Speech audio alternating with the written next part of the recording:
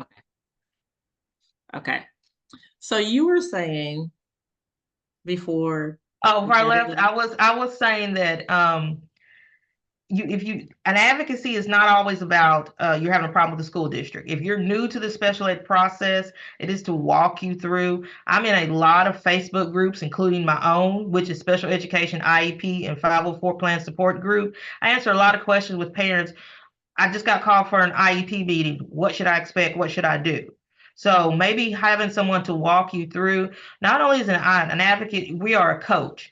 I tell my parents what I'm doing. I explain everything to them. I'm a believer of sharing information.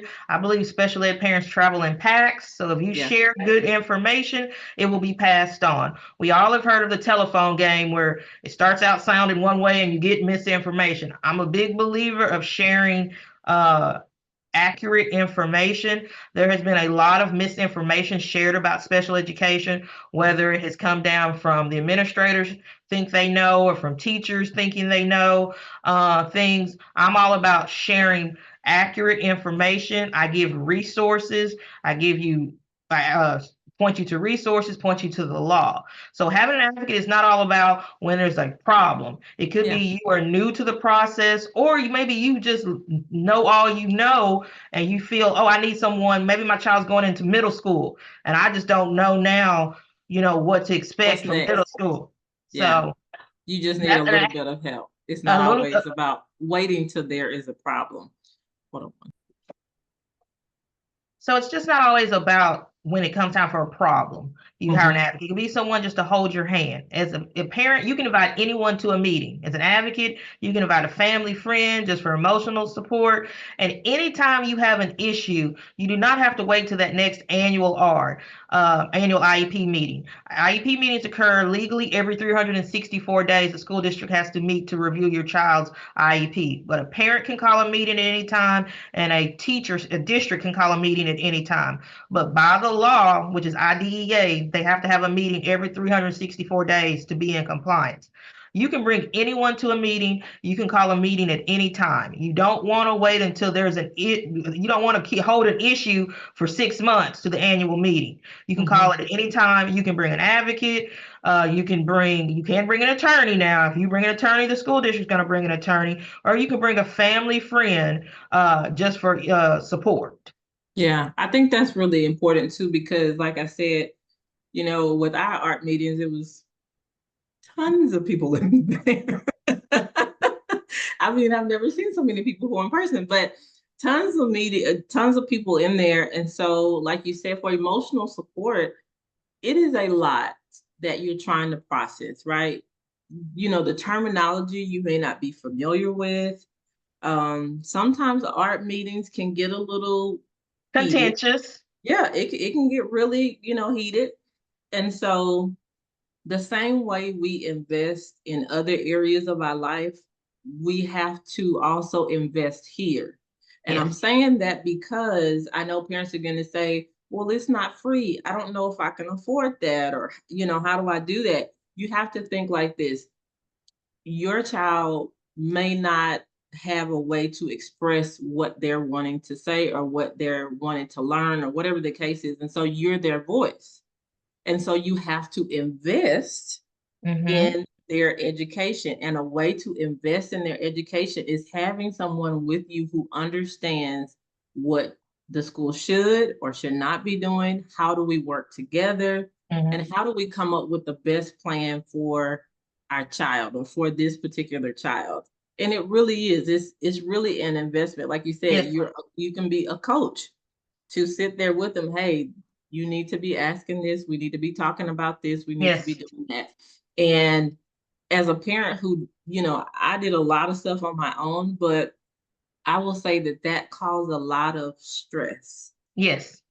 unnecessary stress. And you look at the quality of life. So are you gonna Yes. keep, when it comes to when you have a problem, are you gonna keep fussing with the school district and affecting your quality of life? Yeah. Also, remember, I understand as an advocate that all parents can't afford direct services. So I have other services that, because going to the meeting, that's the independent factor. Don't know how long meetings are gonna be. I've been in 8-hour meetings. I've been in 2-hour ARD meetings. So I do have other services that coach you and help you get prepared for the meeting that don't require direct service. One is I have an Ask an Advocate consultation. What that is you send me a document that you want me to review, maybe an IEP, draft goals. We get on a Zoom meeting, we go through everything, I give you a report. That is a 1-hour service, minimum, helping you get prepared, know what to ask. Then I have a package that comes with like 2 hours. That's a consult that I just work with you again. And it's, you get a little more, a few more hours. Then I have an advocacy package that's 3 hours of service, but I will communicate with the school. In the 2-hour package and the Ask an Advocate, I'm just consultation, I'm just coaching you.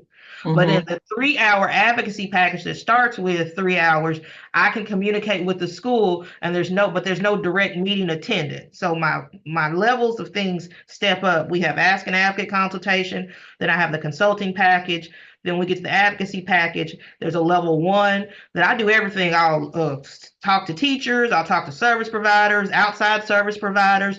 That's a level 1. And then my level 2, I do all those things in the levels below that, but it's direct advocacy, it's meeting attendance, whether it's a 504 plan, I've attended parent-teacher conferences, and ARD IEP meetings. And so I have things to help parents who cannot afford direct services, where you're looking at 6 or 8 hours of service, where you can, go in and get it initially started. I give you a report of things to ask for, things to talk about, and it may only cost you 2 hours of service, but you're getting some assistance. And I'm glad that you said some of the things that you offer, because sometimes, as a parent, if you feel like you can't afford it, you may try to just go do it on your own. And like you said, your quality of life will be horrible because you will be stressed. It's all about quality of life. And a lot of times parents of students with disabilities, that's not their only child. Right. So, and then you got to think about, your significant other, relationship. So it's about quality of life. And then another couple of things I do, Rita, for people who cannot can afford direct services. You heard me talk about my Ask an Advocate consultations. That piggybacked off of my Ask an Advocate I do every month during the school year. From August to May, I do an Ask an Advocate from 6 to 8 on the third Tuesday of every month. So August 20th is the first one. And it's a little 15-minute presentation by me about a special ed topic. So you'll get some learning. And then I let people go around and ask questions.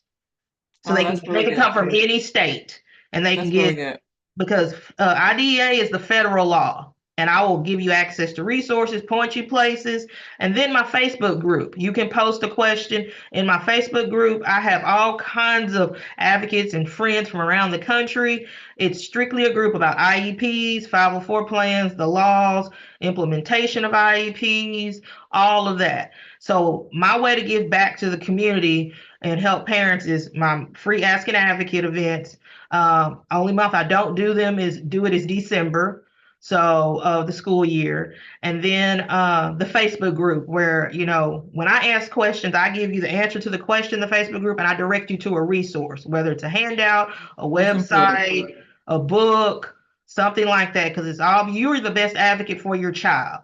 So you have to be knowledgeable. So that's the reason advocates, when I teach for COPA in what we call our SEAT 1.0 class, we talk about advocates are educators, they are coaches. So I'm just not as an advocate doing things and not telling you what I'm doing. I'm explaining to you why it's going to happen this way, what could possibly happen, what are the next steps, so you yourself can understand. Because again, I'm all about correct information and parents helping parents.